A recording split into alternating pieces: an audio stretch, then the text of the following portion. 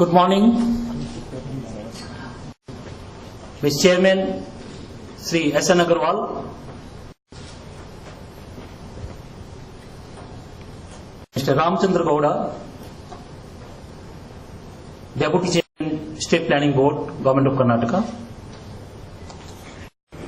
Mr. Robert Stoll, our Chief Guest from United States. He is the Commissioner Patent USPO. Mr. P.H. Korean, the Controller General Patent Trade Design, Government of India. Mr. Narendra Sawal, distinguished delegates and speakers in different technical sessions for the forthcoming days to follow. I welcome you all on behalf of iTech Business Solutions, our knowledge partners Subramion, US, and Institute of International Trade. The theme for this Global IP Convention 2011 is innovation, the key to empowerment and growth. The word innovation today has become a buzzword. Now, what is innovation? Innovation is something which is more pervasive, not only limited to technology, it extends to all spheres of life. In business context, it also means innovation for marketing, innovation for product development, and innovation for the very survival and to face the competitiveness today in this globalized world.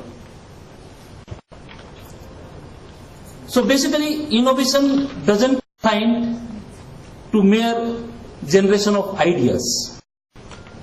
Innovation means implementation of ideas and to commercialize it for the general public. And therefore, we have selected this innovation as the main driver of today's global economy. Today, the world is at a crossroad. The Western world, which was in deep economic crisis 2 years ago, is now on the path of recovery. President Obama has accepted the challenge that in coming years, if United States want to remain the leader of the global economy, it has to adapt to the changes and the challenges and the threats which are emerging as per the natural process. The wind of change is blowing.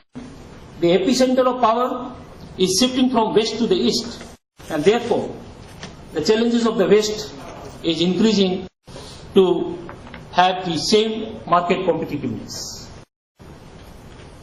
Today, US shares almost 25% of the global income. But gradually we find that its share in the global income is shrinking and it is getting distributed to the rest of the world. It is a good sign. With the process of globalization taking place, the equitable and balanced growth is also taking place. But the challenges are not limited to the West. The challenges are also similarly applicable to the East, and especially in the context of India. If you hear the recent speeches of any of our policy makers and the leaders, including Dr. Manmohan Singh, Dr. Singh Ahluwalia, San Petroda, everybody speaks that innovation is the key to the growth. Therefore, what is required today is to follow the three basic pillars of innovation. And these three basic pillars of the innovation are education. And education means stumps. That is, education in the field of science, technology, engineering, and mathematics. If we give proper emphasis on the education in the field of science and technology, also equally important, because we may have the inventions through education, but those inventions, unless commercialized, unless optimized, will not reach to the society. So therefore, education, entrepreneurship, and entrepreneurship without capital, without money, help. So there has to be synthesis between the three, the education, the entrepreneurship, and the capital. With these three pillars, we have to take the policies, we have to create a conducive environment, and with that only, if India, in its Vision 2020, is thinking of becoming a global economic power, so therefore, the policies have to be in synthesis with the drive which we are thinking of in the field of innovation.